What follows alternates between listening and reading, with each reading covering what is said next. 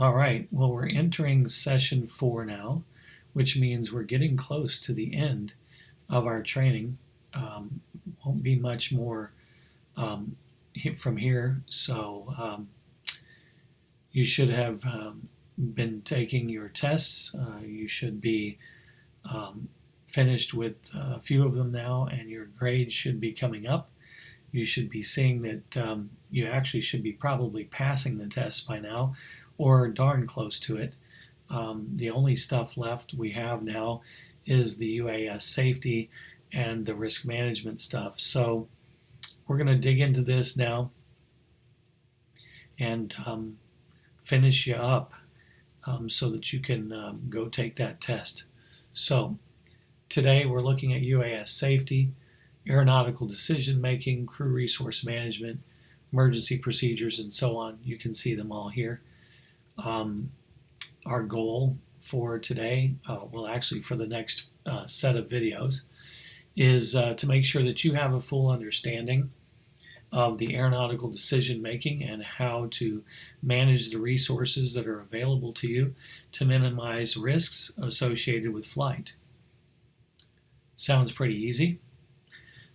So there's a whole thing in aviation that when you're doing this professionally, that they want you to set a culture of safety into your organization.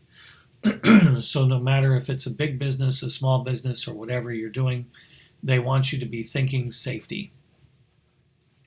Part of that is aeronautical decision making, which is considered ADM. That is the acronym for it. Crew resource management, which is CRM, and safety management systems. So let's look at those a little bit more closely. What is ADM? I'm going to read it to you right off here because it's the best description of ADM that I could find, and it really covers it. It really says it all. This is a systematic approach to the mental process used by pilots to consistently determine the best course of action in response to a given set of circumstances. Now, when I talk about this, I often talk about Captain Sully, who was the pilot that flew the airplane into the Potomac River there in New York area. He was using all of the available information that he had. He was utilizing tons of information that he knew about the aircraft, where he was flying, the available airports that he could have possibly landed at when he got the bird strike that took his engines out. By the way, if you've never watched that movie, you should watch it. It really is a telling tale about responsibility of a pilot, the pilot in command of an aircraft, and how to really do it correctly. The poor guy was brought before a tribunal of the FAA, which could happen to anybody in the case of a major incident. They were ready to take this guy's license. He had to push and show that it was the best thing for that aircraft was to land it in the Potomac. I don't want to get too deep into it, but watch the movie. It really is an eye-opener. Anyhow, systematic approach to the mental processes used by pilots. And so in order to have that systematic approach, you have to have great situational awareness. And in order to have great situational awareness, you need all of the information. So we're going to talk more about that as we move forward here. Situational awareness.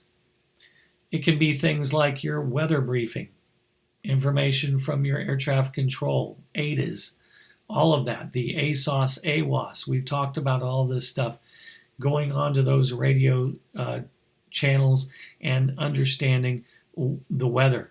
Having done a weather check the night before you go out on a job, checking it again the day of. Knowing all your regulations and your rules and laws and what you can and cannot do, knowing your local ordinances and laws, knowing your crew and the people that will be working with you on your job that you're doing, whatever job site you're on. Whenever I'm out at a job, I call it my set, because it's much like a movie or film production, TV production. It's a set. And I want to make sure that I know everything about the set possible. So I will go on Google Earth Pro.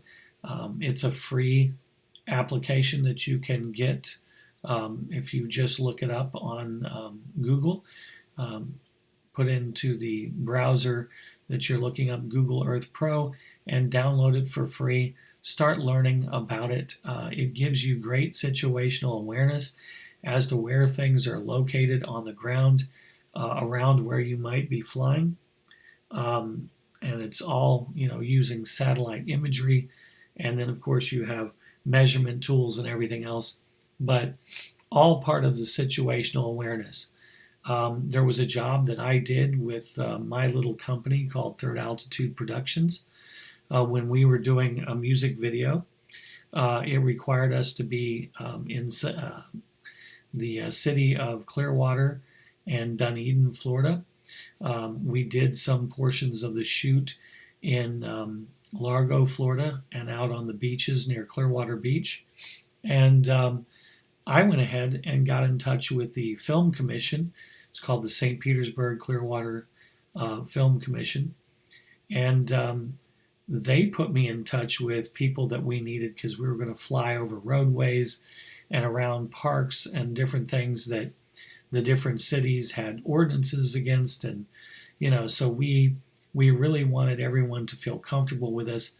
So to make us more situationally aware and to make sure that everyone knew that we were going to be there flying and to cause less problems, and for us to integrate really into whatever was going on in the area, we went through the Film Commission and got set up with all of our permits and everything we needed with the Florida Department of Highways and Safety and all of that stuff. So gathering up as much information as you can, going to the site. If it's possible, go on the ground, look and see where are the trees, where are the power lines, how many people are walking through this park on an average day. Know as much as you can. That's what situational awareness is. And in the long run, it gives you the opportunity for that aeronautical decision making, because you can draw upon all of this information that you've gotten to help you make sound decisions. Crew resource management. Originally, I thought this meant managing your crew, but it has not much to do with managing the crew as it does managing all your resources. So this is the effective use of all available resources. That can be human. It could also be the hardware, and it can also be information. So knowing all of your equipment, knowing your people, knowing the information that we just talked about that you can gather about your job that you're doing, who you're doing it for, what are the goals, all that kind of stuff. Knowing all of this information is good stuff to know. The software on your aircraft, what it's capable of doing, any special flight modes that it has, choosing the best of everything for a job is really managing your resources. Also, it's important to make sure that you have the proper resources for your crew to operate.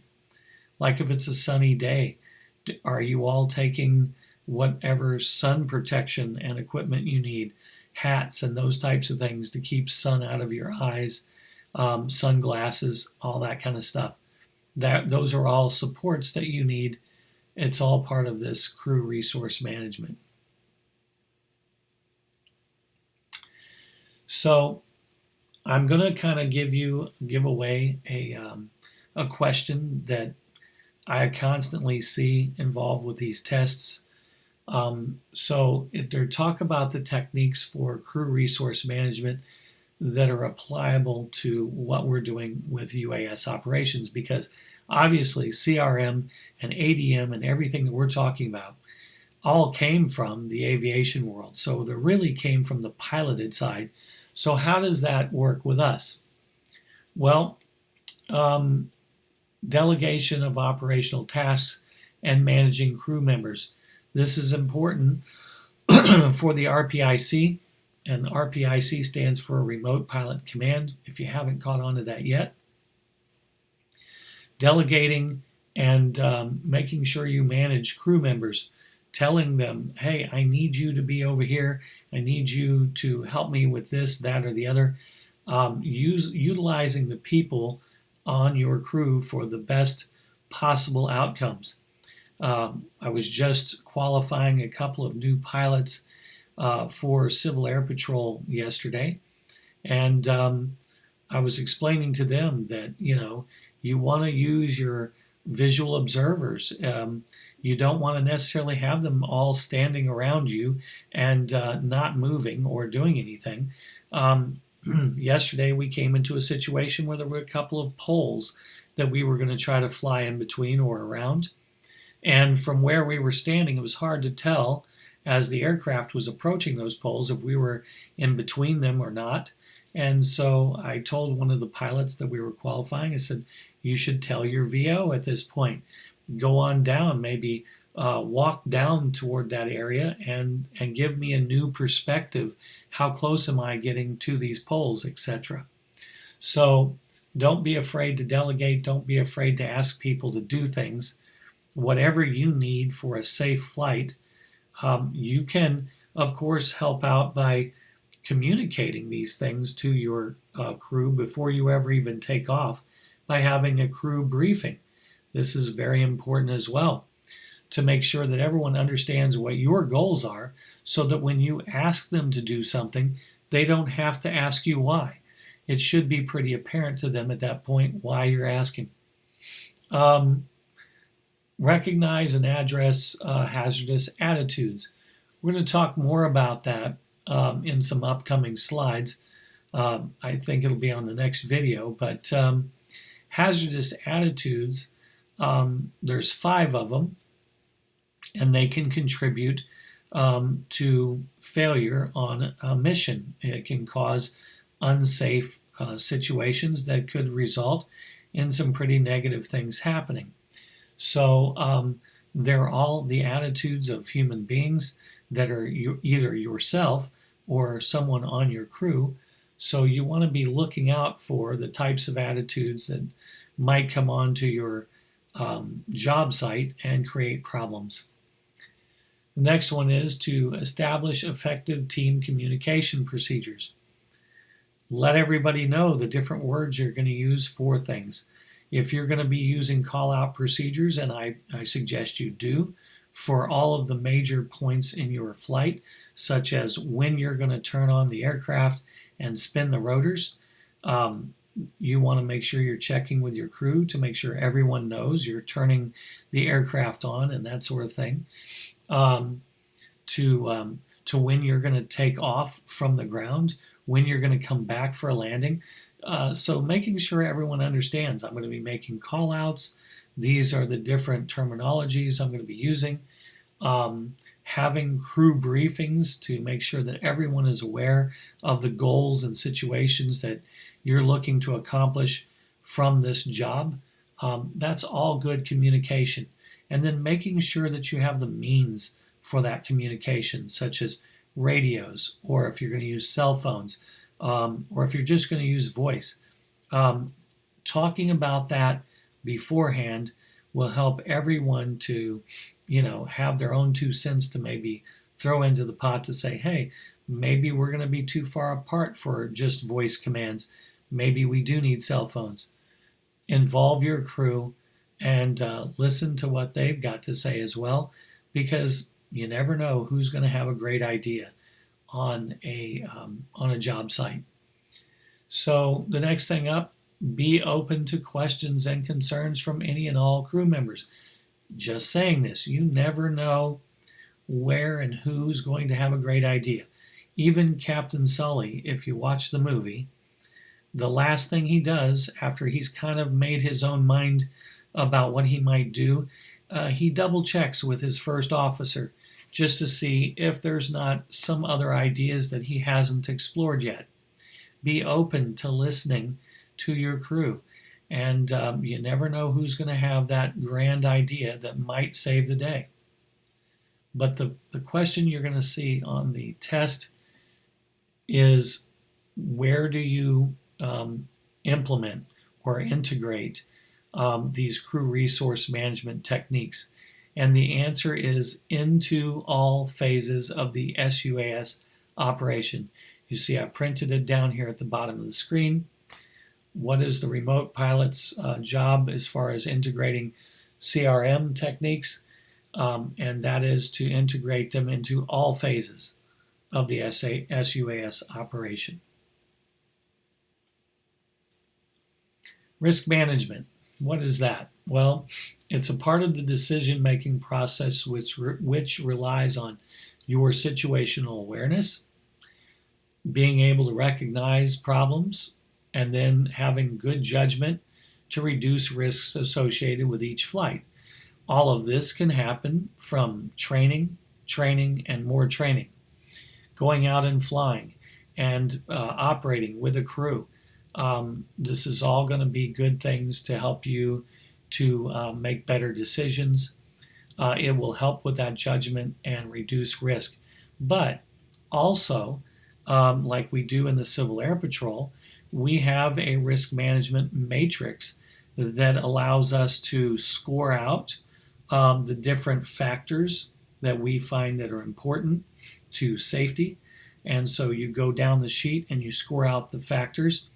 And if the factors add up to a certain level of risk, then you're going to take that by a flight release officer to make sure that one more person in the line has kind of looked over the risk situation here and determined that it's going to be okay to fly that mission. Only if it scores in the low risk area can a drone pilot decide to fly on their own and go ahead and release their own flight. But that's Civil Air Patrol rules. The question that you might see on a test, and we're going to give you the answer to it here, is, well, when do you use this risk management? How does that get used? Well, if you see down here at the bottom, I put it's used to prevent the final link in the accident chain. So after you've done everything else, you sit down with your risk management matrix if you have one, if you've designed one, and I would suggest you do. There's plenty of different templates for these out online. If you just look for them, you will find one. And then you could also create your own after you've been doing this for a while. But it is going to be the final thing to kind of concretely tell you, yeah, we may be overstepping this and trying to push this in when we shouldn't, or it's safe to fly. Safety Management Systems. Here's another great acronym. And by the way, while we're talking about acronyms, ADM is Aeronautical Decision Making, Crew Resource Management is CRM, Risk Management is sometimes just known as RM, and Safety Management Systems are SMS. So you can see them on the test listed by their acronyms. Make sure you know what they are, or you may miss a question just based on that. So Safety Management Systems, or SMS, is the formal, top-down business-like approach to managing safety and risk. This is what would tell you that you need a standard operating procedure, or they call it an SOP, which you outline what you're going to do and what you're not going to do, when it comes to safety. So these are basically like rules that you make for your own company. Personal minimums that may go beyond the regulations. So the regulation may say you can fly up to 400 feet. You may determine, there's no need for us to go 400 feet because you can accidentally get above or below that, or get beyond that 400 feet very easily if you're at, let's say, 325 or 375 feet. A slip of the button or the sticks may put you above that 400-foot limit. So you may say, you know what, I'm going to make it standard operating procedure. We're not going to go above 350 feet or 300 feet. That gives you a little more buffer. So you can choose to do that.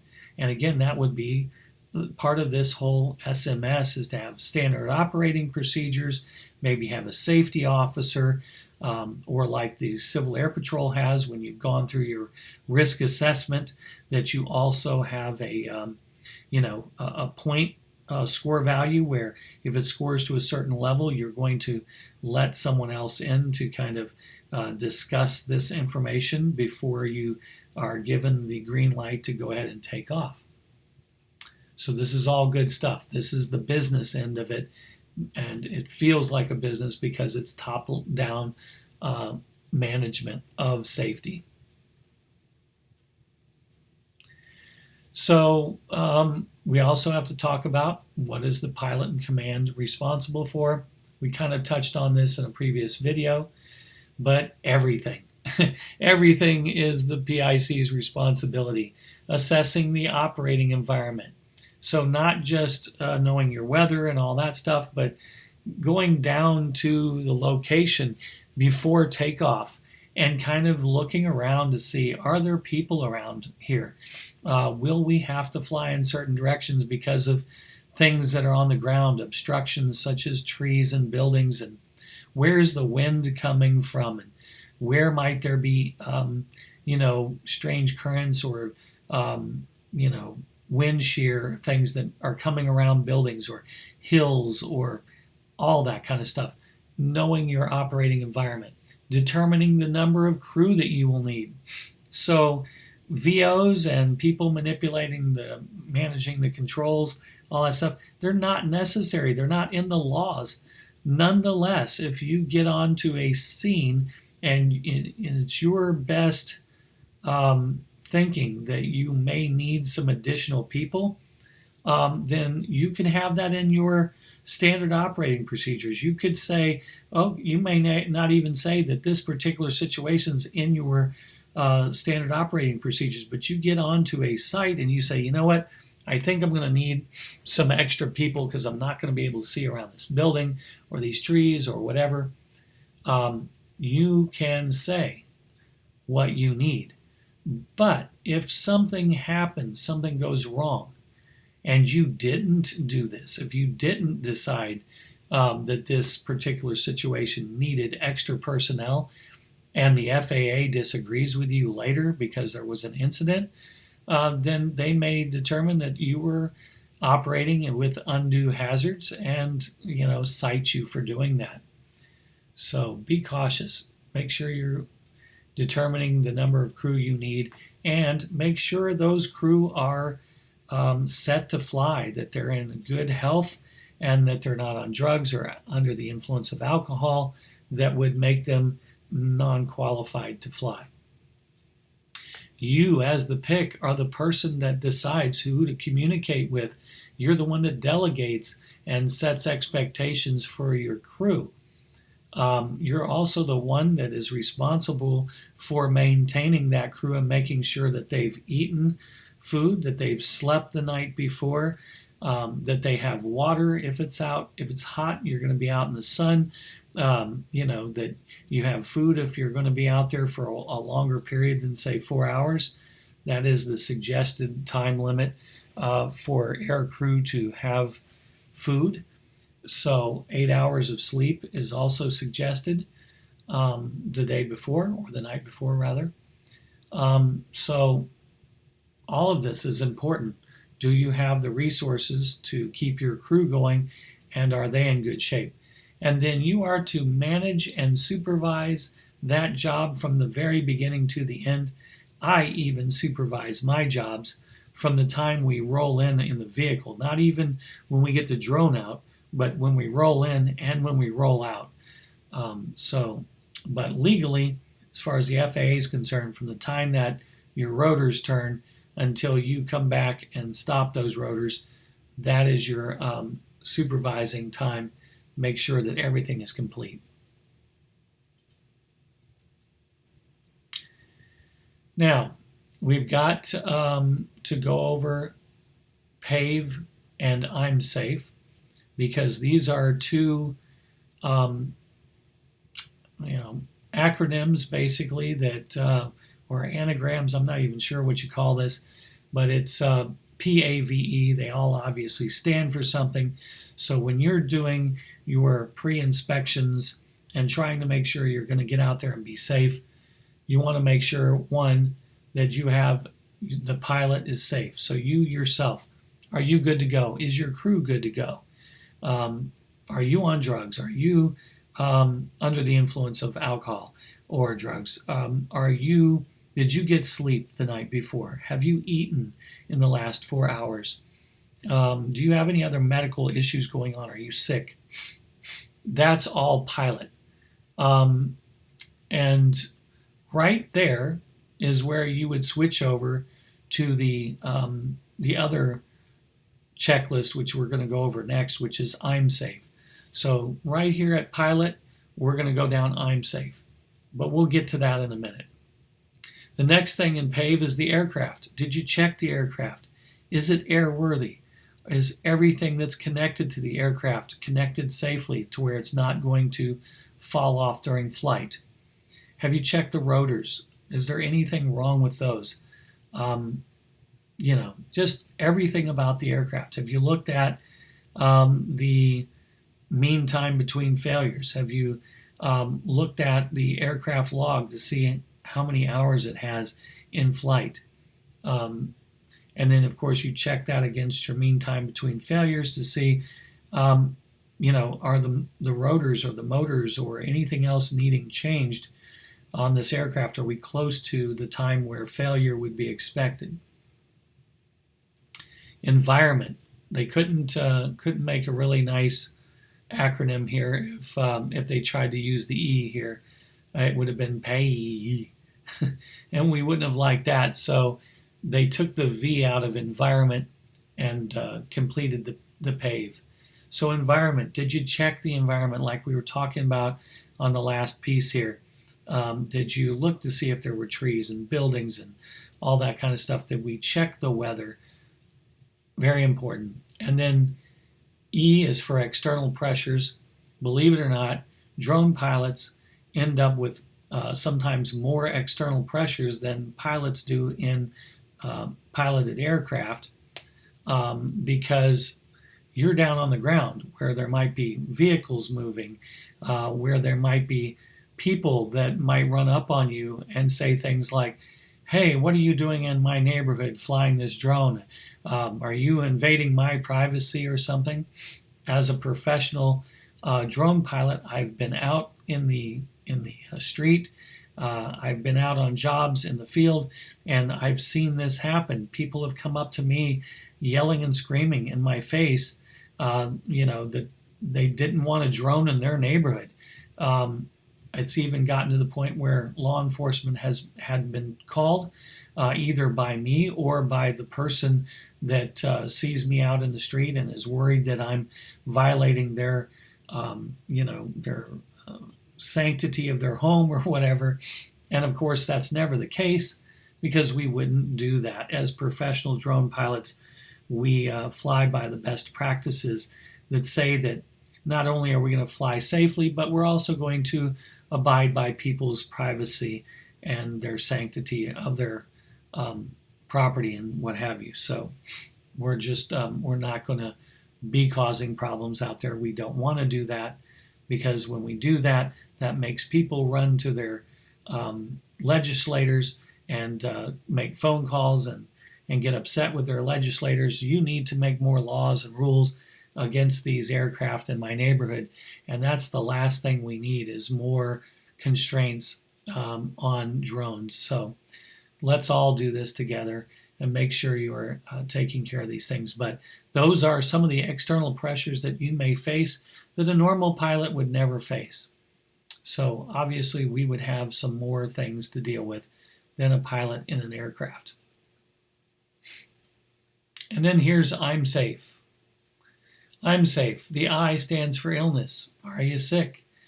Are you not feeling well? Yeah, even mildly nauseous is going to cause you to not be paying as good of attention as you should be on your aircraft and flying it. M is for medication. Are you on any? Is it causing you to feel spacey or loopy or jittery?